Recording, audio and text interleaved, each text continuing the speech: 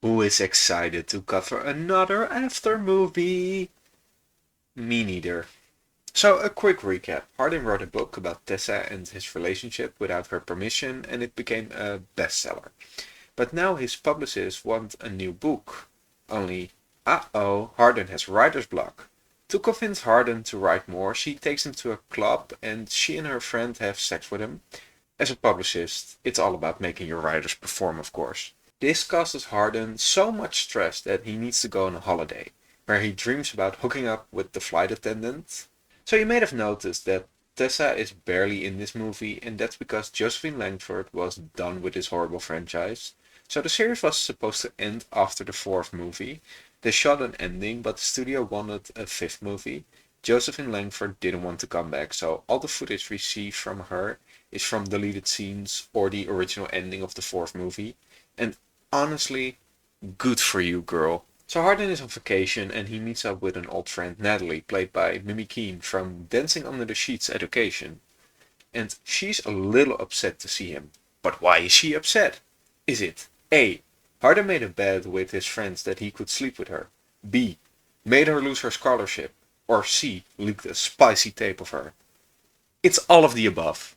So Natalie was always the innocent girl. Hardin and his friends dared him to sleep with her, but he needed to film it. He does this and shares the video. The friends leak it, causing Natalie to lose her scholarship.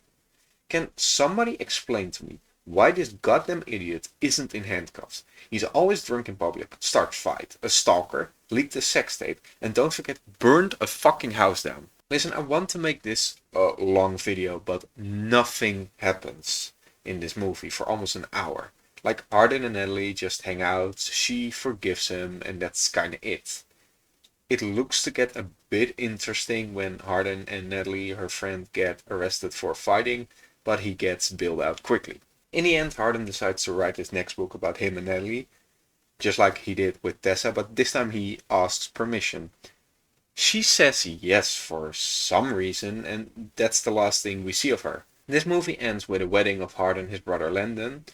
Here, Tessa and Hardin reconnect and immediately hook up. Hardin asks Tessa to marry him, she says yes, and we end the movie with a scene of Tessa and Hardin having children. Like, honestly, these dumb idiots deserve each other. I won't lie, I hated this movie. I mean, the first movies were dumb fun, but this fourth and fifth movie were just ass. I'm just happy it's over. We're now in spooky season, so I have a couple of horror videos left. After that, I'll tackle Twilight, and luckily, these movies are masterpieces, of course. If you enjoyed this video, don't forget to like and subscribe. I've covered all the after movies on my channel, so I highly recommend them. See you next week with another video.